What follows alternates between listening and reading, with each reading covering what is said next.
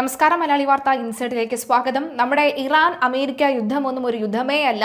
യുദ്ധം അക്ഷരാർത്ഥത്തിലുള്ള യുദ്ധം നിങ്ങൾക്ക് കാണണമെങ്കിൽ തിരുവനന്തപുരം കോർപ്പറേഷനിലേക്ക് ഒന്ന് നോക്കുക. VVR, അതായത് നമുക്കറിയാം തിരുവനന്തപുരം കോർപ്പറേഷന്റെ മേയറിന്റെ കൺമുന്നിൽ വെച്ച് തന്നെയാണ് ഈ വാക്പോരല്ല കയ്യാങ്കളി നടക്കുന്നത് എന്ന് പറയാം.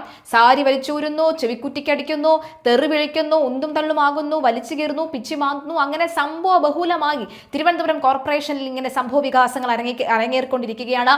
ഉച്ചതിരിഞ്ഞുള്ള സഭ കൂടിയ സമയത്താണ് രജിസ്റ്ററിൽ ഒപ്പിടാനായി രജിസ്റ്ററിൽ തിരുമറി നടത്താൻ എന്നാണ് ഭരണപക്ഷ അംഗങ്ങൾ പറയുന്നത്. അങ്ങനെ തിരുമറി നടത്താൻ എത്തിയത് ശബരിനാഥും അതുപോലെ തന്നെ ഈ കോർപ്പറേഷനിലെ UDF കൗൺസിലർമാരുമാണെന്നാണ് ഭരണപക്ഷം ഉന്നയിക്കുന്ന വാദം. ഇത് കണ്ട ഉടനെ തന്നെ രജിസ്റ്റർ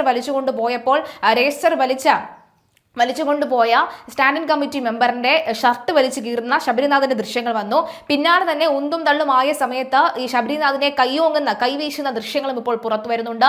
പക്ഷെ കൈവീശിയത് കിട്ടിയത് അത് വനിതാ മെമ്പറിന്റെ അല്ലെങ്കിൽ വനിതാ കൗൺസിലറിന്റെ തലയിലായിരുന്നു. കയ്യിലൊക്കെ തന്നെ നീരുണ്ട് എന്നൊക്കെയാണ് പറയുന്നത്. സംഭവ വികാസമാണ്. എന്തായാലും ആ വനിതാ കൗൺസിലറിന്റെ പ്രതികരണം ആദ്യം കേൾക്കാം, ശേഷം വിശദീകരണത്തിലേക്ക് പോകാം. ഞങ്ങളും കൂടെ നമ്മളെ ലീഡർ സംസാരിക്കാൻ നേരത്തെ നമ്മൾ സപ്പോർട്ട് ചെയ്യാനായിട്ട് ഞങ്ങൾ ഫ്രണ്ടിലോട്ട്, അപ്പോഴാണ് അപ്പുറത്തെ സൈഡ് ചെമ്പരന്തി ഉദയനും എല്ലാവരും കൂടി വന്ന് ഒന്നും തള്ളുമായി. എൻ്റെ ഈ സാരി അങ്ങ് വലിച്ച് എടുക്കുകയും പിന്നെ അതേപോലെ ഇവിടെ അടിച്ചു. അയാൾ കൈവീശി അത് വിഷ്വലിൽ നോക്കിയാണ് കൈവീശി ഇവിടെ ആയിട്ടാണ് കൊണ്ടത്. എനിക്കിപ്പം അത് നിങ്ങൾ ഒരു സ്ത്രീയല്ലേ, നോക്കിയാൽ മതി നീരുണ്ടോ ഇല്ലയോ എന്ന് നോക്കിയാൽ മതി. ഇവിടെ നീരുണ്ടോ ഇല്ലയോ എന്ന് നോക്കിയാൽ ഈ കൈ ഇവിടെ നിന്ന് ഇങ്ങനെ എല്ലാം പിന്നെ സ്ലൈഡ് ഇങ്ങനെ ഒരു കൗൺസിൽ എന്ന് വെച്ചാൽ സ്ത്രീകളെ ബഹുമാനിക്കാൻ പറ്റാത്ത ഭരണപക്ഷത്തിലെ കൗൺസിലർമാർ ഇവിടെ ഇരുന്നാൽ നമുക്ക് എന്ത് സുരക്ഷിതയാണുള്ളത്? ഇതിൻ്റെ അകത്തോടെ നമ്മൾ പേടിക്കേണ്ടിയിരിക്കുന്നു. കൗൺസിലിൻ്റെ അകത്ത് പോലും നമ്മൾ പേടിക്കേണ്ടിയിരിക്കുന്നു. തന്നില്ല എന്നുള്ളത് എന്തായാലും ചിമ്പഴന്തി ഉദയലിന് അവിടെ പ്രത്യേകം സീറ്റുണ്ട്, ചെയർമാനാണ്. എന്തിനാണ് അയാൾ ഇപ്പുറത്ത് വന്നത്? അത് UDFന്റെ ഈ പാർട്ടി നമ്മൾ എവിടെയാണ് ഇരിക്കുന്നത് അതും കഴിഞ്ഞ് ഇപ്പുറത്താണ് നമ്മൾ ഇന്ന്. അയാൾ എന്തിനാണ് വന്നത്? അപ്പം എന്തായാലും ദുഷ്ടലാക്കോട് കൂടി തന്നെയാണ് അയാൾ വന്നത്. നിങ്ങൾ ഒപ്പിടരുത് ഇരിക്കാൻ പാടില്ല. സ്ത്രീകളൊന്നും ഞങ്ങൾ അവരോട് ഒന്നും സംസാരിക്കാനോ ഒരു വാഗ്വാദത്തിനോ ഒന്നും പോയില്ല. എന്തിന് ചെമ്പഴന്തി ഉദയൻ ഇവിടെ വന്നു? തീർച്ചയായിട്ടും 100%. ഇതിന്റെ ബാക്കിലൊക്കെ രഹസ്യമായിട്ടുള്ള അജണ്ട അതെല്ലാം നമ്മൾ പാർലമെന്റ് ലീഡേഴ്സ് പറയും. എനിക്ക് കിട്ടിയ അനുഭവം ഞാൻ പറയുന്നു. ബാക്കി ഇങ്ങനത്തെ കാര്യങ്ങളെല്ലാം അവർ ലീഡേഴ്സ് വ്യക്തമായിട്ട് നിങ്ങളോട് പറഞ്ഞു കാണുമെന്ന് ഞാൻ വിശ്വസിക്കുന്നു. ഞാനിത് ഇവിടെ ഇരിക്കുന്നു, അവർ നിങ്ങൾ സംസാരിക്കുന്നു എന്നാണ് BJPയുടെ നയമെങ്കിൽ ഇനിയും ഞങ്ങൾ അതിനെതിരെ പ്രതിഷേധിക്കുക തന്നെ ചെയ്യും. അറ്റൻഡൻസ് ബുക്ക് ഇവിടെ ഉണ്ടായിരുന്നു.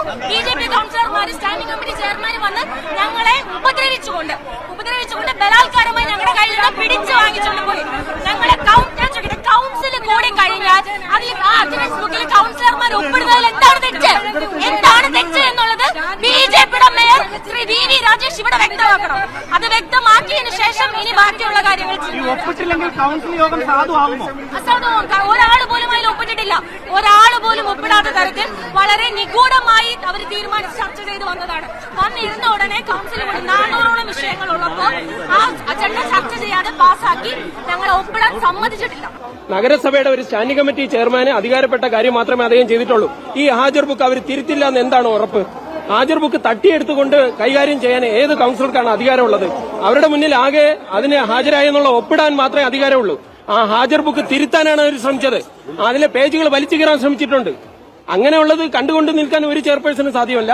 നഗരസഭയുടെ അധികാരപ്പെട്ട ചെയർപേഴ്സൺ അത് ഒരു കാരണവശാലും ഇത്തരത്തിൽ പ്രധാനപ്പെട്ട ഒരു ഹാജർ ബുക്കിനെ സംരക്ഷിക്കുന്ന കാര്യം മാത്രമേ ചെയ്തിട്ടുള്ളൂ. അതിന് ശ്രീ ശബരിനാഥൻ അങ്ങാടി തോറ്റേന് അമ്മയുടെ നെഞ്ചത്തെന്ന രീതിയിലാണ് ഇപ്പൊ പ്രതികരിച്ചിരിക്കുന്നത്. അദ്ദേഹത്തിന്റെ അവിശ്വാസം നാടകം പൊളിഞ്ഞിരിക്കുന്നു.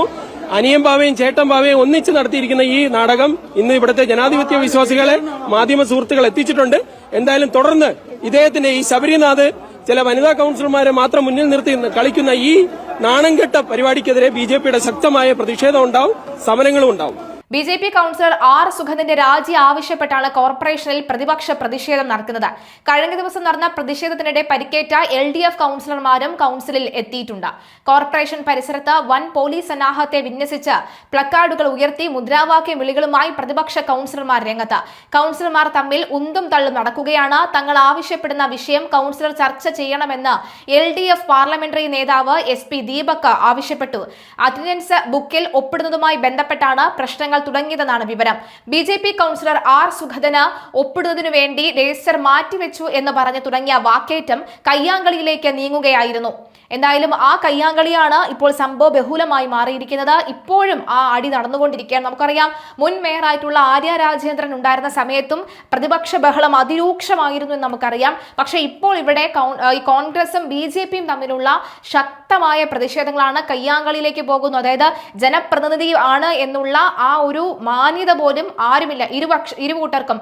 പല കമന്റുകളും വരുന്നത്, പൊന്നു ശബരിനാഥ, നിങ്ങളുടെ നിലയും വിലയും കളയരുതേ, നിങ്ങളൊരു നിലവാരത്തിൽ കൊണ്ടുപോകും, നിങ്ങൾ നിലവാരം വിട്ട് കളിക്കല്ലേ എന്നുള്ള കമന്റുകളാണ് പലരും ഇപ്പോൾ മുന്നോട്ട് വെക്കുന്നത്. ഏതായാലും ഈ ശബരിനാഥിന്റെ നിലവാരം വിട്ടുള്ള കളി അത്ര നല്ലതിനല്ല എന്നുള്ള ഉപദേശവും ഇതിനിടയിൽ വരുന്നുണ്ട്. ഏതായാലും കൈവീശുന്നത് അതിന് ഏത് ഭരണത്തിലിരിക്കുന്ന ആൾക്കാരായിരുന്നാലും ശരി, അല്ലെങ്കിൽ പ്രതിപക്ഷത്തിരിക്കുന്ന MLA-മാരായിരുന്നാലും ശരി, മന്ത്രിമാരായിരുന്നാലും ശരി, അല്ലെങ്കിൽ ഈ കൗൺസിലർമാരായിരുന്നാലും ശരി, കൈവയ്ക്കുന്ന ഒരു നിയമം നമുക്കില്ല.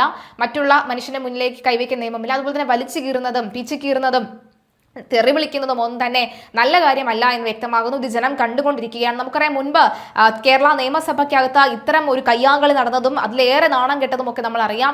അതേ രീതിയിലേക്ക് കാര്യങ്ങൾ എത്തി നിൽക്കുന്നു എന്ന് വ്യക്തമാകുന്നു.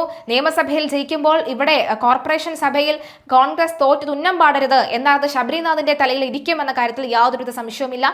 സംഭവ വികാസം അരങ്ങേറുകയാണ്. വരും മണിക്കൂറിൽ എന്തൊക്കെ സംഭവിക്കുമെന്ന് കാത്തിരുന്ന് കാരണം പോലീസ് നടപടി അടക്കമുള്ളവ ഉണ്ടാകുമെന്നാണ് മനസ്സിലാക്കാൻ സാധിക്കുന്നത്. ഏതായാലും VV രാജേഷിന്റെ പ്രതികരണം എന്തായിരിക്കും കാത്തിരിക്കാം. ഏതായാലും ഘോരമായ യുദ്ധം തന്നെയാണ് കോർപ്പറേഷനിൽ നടന്നുകൊണ്ടിരിക്കുന്നത്.